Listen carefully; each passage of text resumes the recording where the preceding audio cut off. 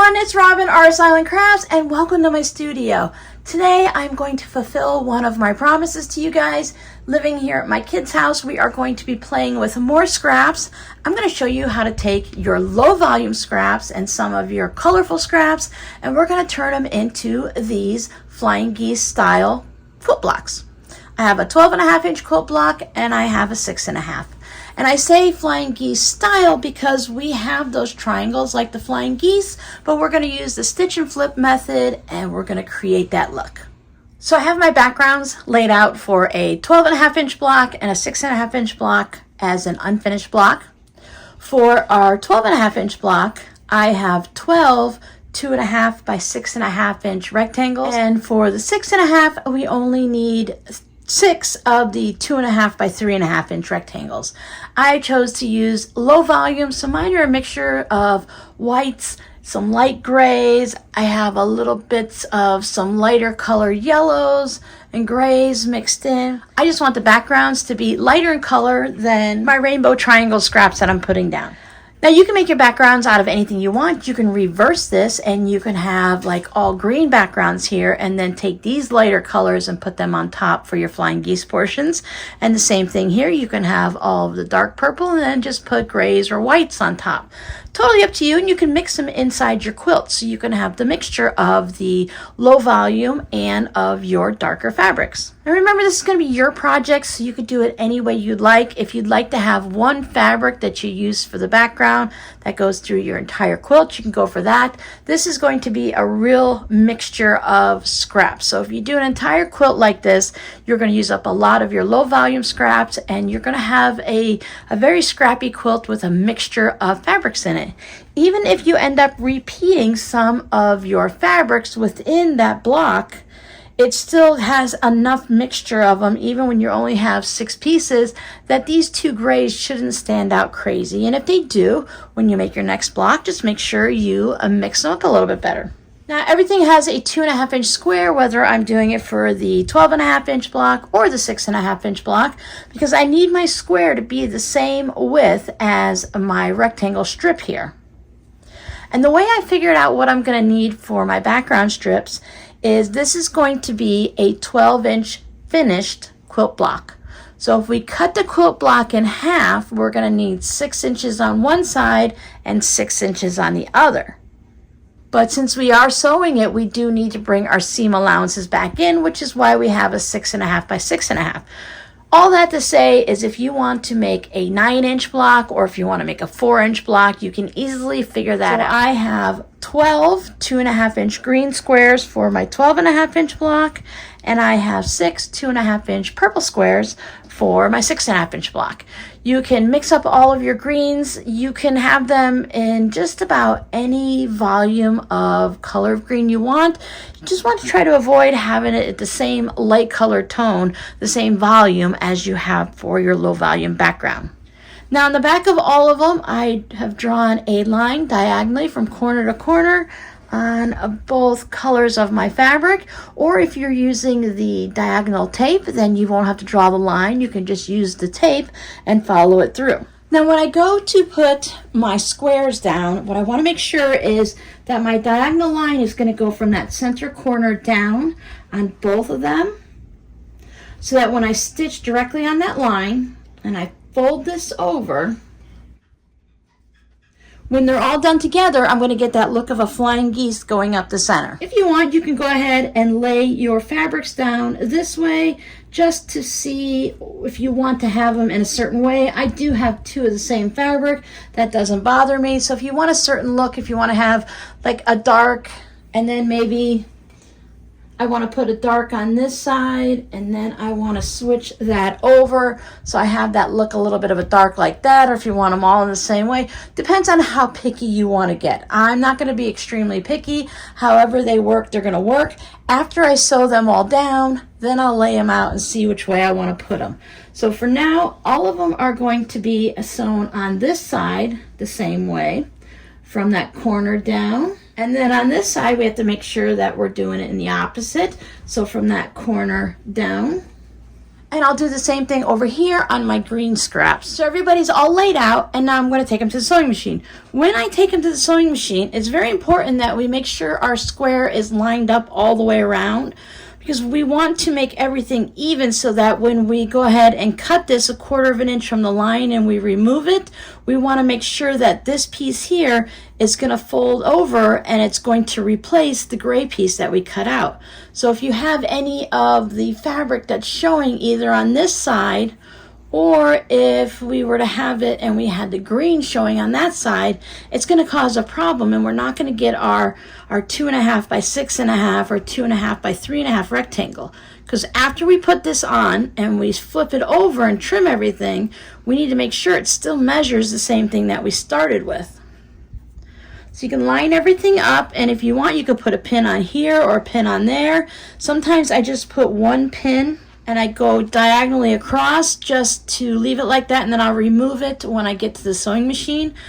Whatever way works for you, don't use a pin at all. Maybe you just want to adjust it when you get to the sewing machine. But even if you use a pin, once you get to your sewing machine, make sure you're paying attention and double checking. Because even if you're just running it through one after the other really quickly and we're chain piecing it, then we still want to just double check before we stick it underneath the machine. So I'm going to take it to the sewing machine. I'm going to use a 2.0 stitch length, and I'm going to stitch it. You can choose to either go from the corner down to this spot, but I like to turn it and I go from this end, because sometimes when I'm stitching, chain piecing or not, this corner can occasionally get sucked down into the throat plate of the sewing machine where your needle goes up and down. But I find that if I start at this side, because it's a flat spot and not 2 points right here, 2 sharp corners, that it's very less likely to get sucked into the machine because you have all of this fabric. So it's not going to, the feed dogs aren't going to drag it down. So if you have it all laid out perfectly, but you want to flip it and stitch it in a different direction, make sure you take a picture of it with your phone so that when you come back, you can go ahead and double check where all the pieces go and get them back to where they are. Me, I'm going to go willy-nilly today like I usually do. I'm just going to take them over to the sewing machine and I'll stitch them and I'll worry about them when I come back. So let me show you just running some of these through the sewing machine, and then we'll go ahead and trim them and press them over. So my stitch length is at a 2.0. I have my needle in the center position. I have cleaned out my bobbin recently, and I replaced my needle not that long ago. So you want to make sure you still have a good sharp needle, and you want to make sure you're cleaning out your bobbin area and the rest of your sewing machine. You don't want to just let it build up because it's going to cause problem with your stitching and it could damage your machine. I'm using a white thread. I use the Essential Cotton from the Connecting Threads website, or you can also get it on Amazon. I like to use a neutral, whether it's a white or a light gray or a cream base, and then that's going to work with all of my fabrics, but you can use whatever you have on hand. Sometimes if you're using a lighter background fabric, then a dark thread like a black or something can show through. Totally up to you. A lot of times with Scrappy project, I don't really mind too much. I'll just use whatever thread I have on hand just to use it up. Because if I'm using a bunch of colors of fabric, then it really doesn't matter too much. So make sure everything is lined up along the 3 edges of my square. And I'm going to sew right on that line from corner to corner. I have a piece of scrap fabric starting first, so that it works like a leader ender and I don't have to constantly cut my thread. I will always just start and end on a piece of scrap fabric, and then I won't have long pieces of thread that I end up wasting, because you could waste a lot just by sewing these 2 blocks. So line my needle up. I can start a little slow if I need to, and I'm going to hold on to it just so I can follow through. Now this line is going to go straight through the center of my foot here, and I'm going to be aiming the line right, or aiming my needle right for that line. I like to pay attention to what's coming up where my line is going into the foot and not keeping my eye directly on the needle going up and down. I need to see what's going under the needle, not what's already under the needle, because I can't change it. It's already under the needle.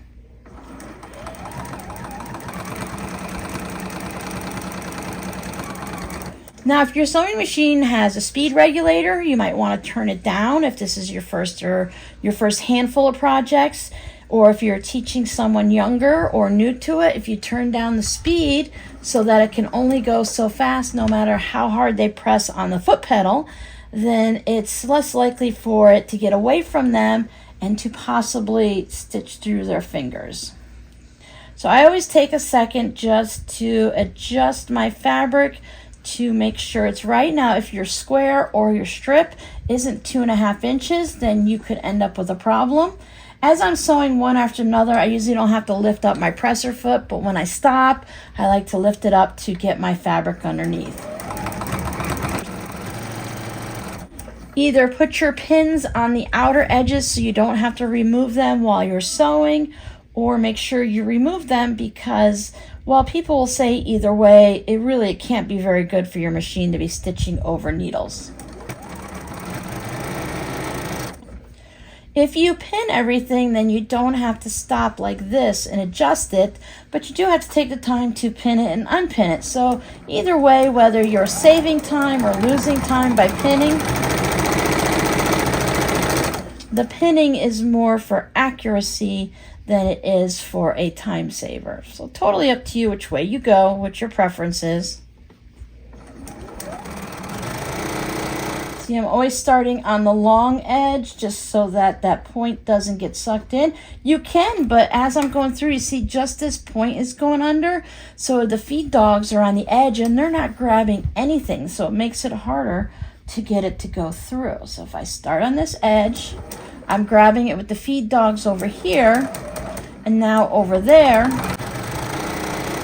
And if I were to finish these, I just take another little scrap of fabric and I cut that off, and that's called chain piecing. So I'm going to go ahead and do the same thing with all of my green ones, and then I will show you how to trim these up and to press them, and then we'll sew them into a block. After you chain piece, all of your bits are going to be held together by that piece of thread, and that's what creates that chain, because you're going one after another like the link in a chain. So I've already trimmed all these off, or disconnected all of them. You just have to take a pair of scissors or something to give that a little snip and to release each piece. Now there are other different ways of chain piecing where we want to leave everything together. For this project, we need to separate everything. I'll show you how to press and trim these on the dark green ones so it's easier to see than on some of the purple ones.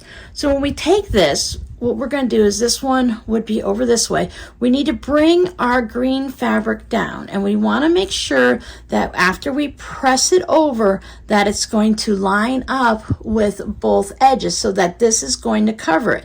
If this was like this, you see here, let's pretend this green piece is already gone so we could see it better. So if when we brought this back, if for some reason it was a little wonky and we could see our neutral fabric back there, then this isn't going to work. It's not going to give us the full size rectangle, bringing us back to the 2.5 by 6.5. So before we trim or cut anything, we would have to remove our stitching, make sure that the square is lined up properly, and stitch it again. And the same thing goes if it's this way and you have a lot of green showing on the back. Once again, it's not going to be the right size, and it's better to remove this than to just trim off that extra fabric. So before you do any of them, just go ahead and double check, bring it and fold it over. You can press them now, or you can go ahead and press them later. I usually press them after I trim them. Now when we trim them, we want to trim them 1/4 inch from our stitched line. So you can just use one of the little rulers. You just need to know where your 1/4 inch is. I have this ruler from Creative Grids. It has that 1/4 inch marked right on there. So I can easily put this down, and without really thinking about it or looking at all the little lines, it says 1/4 inch right there. You can put a little piece of washi tape on it just to mark it if you need to. Especially when you're beginning, sometimes it can be a little bit difficult to see all those lines when you're learning all the different numbers on a ruler, because many times we just need to know, how wide do we need to buy our curtains? We need to buy 48-inch curtains, so we don't need the little measurements. So sometimes it can be hard because there are so many lines on our rulers that on the back of it, you can just put a piece of washi tape that goes right along that 1/4 inch so that when you set it down, you can eyeball it right away and your eye will zone right into it. And I do the same thing just by using this little ruler. So I'll remove that. Now it's up to you whether or not you want to save these triangles and use them for something else. You could put them back together, and even before you cut this off, a 1/2 inch from this line, you can sew a second line and you'll have a bonus half square triangle. But they're going to be small. They're going to come out to be, a really small half square triangle that you'll then have to square up. Or maybe you just want to save the triangle bits and make something out of them. I like to use these in fabric postcards or in mug rugs, small projects. Especially if you're doing a quilt, you're going to have a lot of these. So the same thing for this one. I will lay my 1/4 inch line down. This is going to be your seam allowance. So if it's not exactly perfect, it's not going to cause a problem in your finished project. You're just going to have a smaller or larger seam allowance on this square. So then I'll put my iron on, I'll have a little bit of a steam on there, and it's going to take my threads, it's going to set them into the fabric. That means it's going to settle the threads down, because right now on all of these I can feel the thread. But once you hit it with your iron, you don't feel the thread anymore. It's nice and smooth. And that may seem like a crazy thing, like how can that make a big difference? But that thread, that little lump here that I didn't press down, it's going to take space when I bring this over. And it's going to make this piece of fabric sit up just that little bit higher. And in the overall quilt, all those little itty bits, the 16ths, the 18ths, the 1/8 of an inch, it'll all add up. Just like a carpenter building a house, if every board is off an 1/8 of an inch or a 1/4 of an inch, when they're done, their house is going to lean a little. So we want all of our blocks to measure properly. And that's just one of the steps of getting your perfect 1/4 inch, making sure you're sewing your line properly, trimming properly. Then comes the pressing. I'm just going to press these away from the background fabric just because that's going to be the easiest. And it's also going to keep my seam back here against the dark, and it's not going to have a shadow effect that you can get, especially when you're using the lighter fabrics. You see how it add that extra white there? So if my green happened to stick out or something, I would see that green sticking out against the white. So I'll just go ahead. You can line these all up, and you can iron them or press them really quickly. Ironing is like this, pressing is like this, depending on how particular you want to be, and then you can just keep on going and then go ahead and do that. So you want to trim all of them and press all of them. Now some people do prefer to press their seams open. For this project, this seam going over will be perfectly fine, but you can open up the seam and just press it so that the low volume have a seam on that side and the green will have a seam on this side. Totally up to you, but for this project, I don't have a problem with letting the seam go ahead and sit all the way over on the green side. So I'll go ahead and trim all these up and get them all pressed over, and then we'll start putting the block together. Once you have everybody trimmed and pressed, this is what you're going to have. And you're going to lay out each block so that you have that triangle, pyramid, flying geese, however you want to call it. So I've laid out my greens. I have all of these going one way and all of these are going the other way. And then I can just go ahead and lay out my block. So it's as simple as just choosing two to make sure that your triangles match up.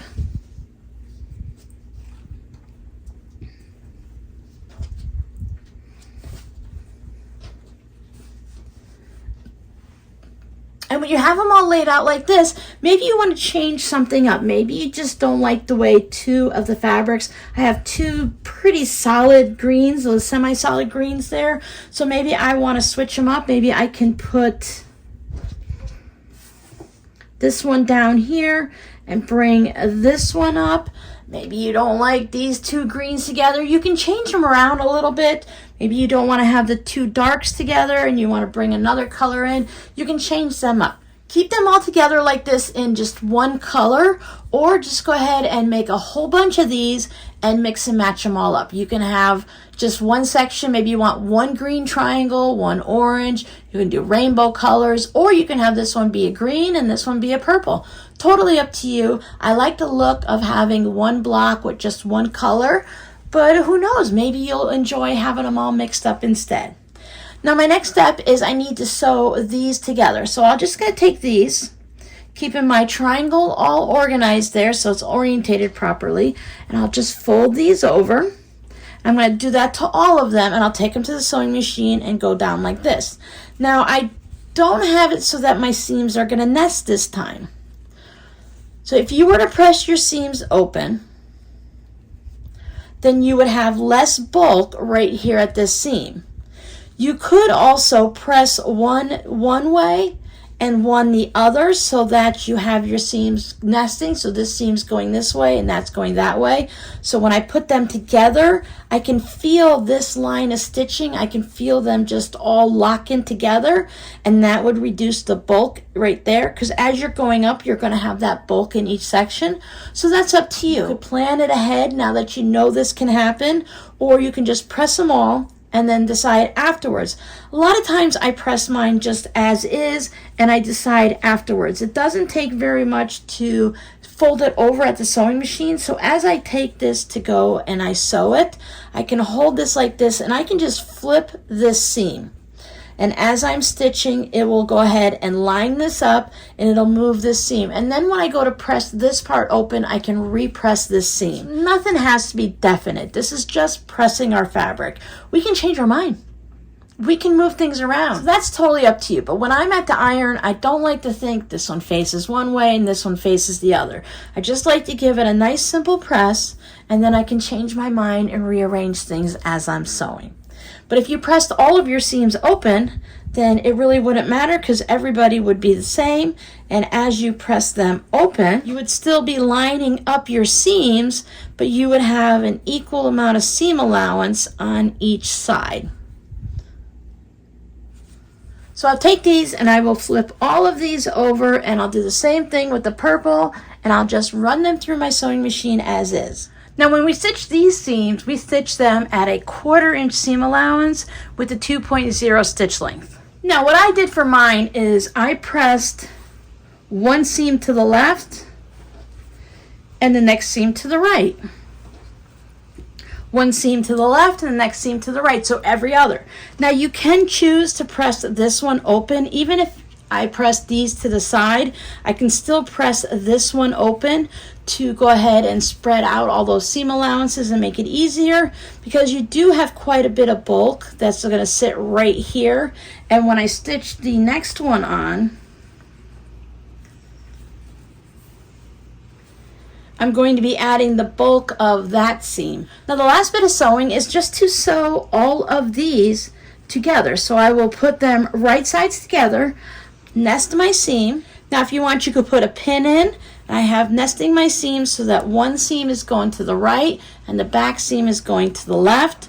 And you can just feel them when they click into place. So they're just going to line up, and you can just feel that they're not moving around. And I could put a pin in it, or I can put a clip in it. So I'm going to take these in groups of 2, and I'm going to line them up, and I'm going to stitch them from one end all the way down to the other. And after I get that, I'll take it over and I'll press it to set my stitching down, to set the seam is the way they usually call it. And then I'll press it open. And once I have each group of 2 stitched together, I'll take this group of 2 and I'll stitch it to there. And then I'll press that seam. And then I'll bring the last one and stitch it together, and I'll press the entire block. Now once you have all of these, you can press them to one side or the other. If you're going to be making a whole bunch of blocks, maybe one block you will press them all up and the next block you'll press them all down, because when you set another block next to it, you're going to be matching this seam there. So that's totally up to you. Maybe at that point you want to press them all open. So I'll stitch all of these together. Now on this little block, I'll stitch this seam and then I'll add that one on and stitch it, because you only have 3 rows. So there we go. We have our 12.5 inch block and our 6.5 inch block, everyone stitched together. Lay your 12.5 inch ruler or your 6.5 inch ruler and make sure everyone measures correctly. Mine are just slightly off. I can see where I didn't get a perfect seam right here, which means I have a little bit that sticks under here. So I'm just a little shy here and I'm a little off there. Now this will go into a Scrappy project. I would like to make an entire quilt like this, and maybe just one of those things you work on little by little over the course of a year. have it want to be your long-term projects, you can just cut some of your fabrics in between projects and stuff like that. So if I wanted this to be one block and have everything perfect, I could pop this seam up and try it again. It measures fine from here over, so maybe I can leave the beginning of the seam and just realign everything. But in a Scrappy quilt, that little bit's going to disappear, and this is less than 1/4 inch off, so that will disappear into the seam. Remember a 6.5 inch block? You can go ahead and sew 4 of them together to make a 12.5 inch block. So you can mix and match. So maybe you only have some shorter pieces of scraps that are left over from the longer ones. You can go ahead and make 4 6.5 inch blocks. I think an entire quilt, mixing and matching of these rows of 6.5 inch blocks, or I should say blocks within the rows, some 6.5 inch blocks, some 12.5 inch blocks. I think that would be really fun to just mix it all up. So your scrappy word for today is scrappy. Now I know a lot of you are here because of the scrappiness and you love creating with Scrapitude. So that wouldn't be a surprise if you were to tell me, do you love working with scraps? And then you would say, yes, Robin, I love working with scraps just like you do.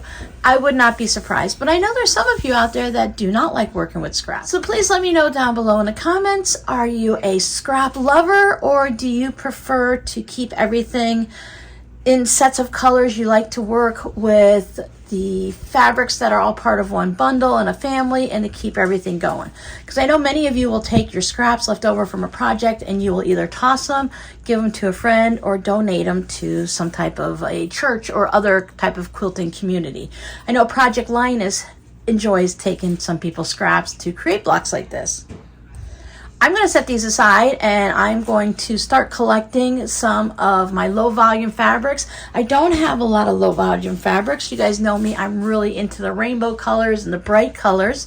So I need to get a more mix of these before I can start making blocks, because I think the quilt, I've been trying to wonder, what quilt do I want to put on my bed when we get to Arizona?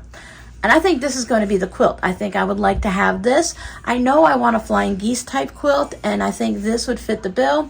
I have the look of the flying geese in the different size blocks, but I have that scrappiness that I love. Knowing what to collect and what to save is just the beginning, so that for me is like the hardest part. First it's the what pattern will I do, and then it's the time-consuming collection, because it can take a while to build up a collection. So I'm just going to go through my fabrics when I unpack and see which ones I have. So even if it's a yard of fabric, doesn't mean I can't take a 2.5 inch strip off and use that within this quilt. It's still scrappy, it's just not leftover fabric. I'm creating my leftovers. So as always, thank you guys so much for hanging out with me and for making it all the way to the end of the video. I'll see you guys next time. Bye.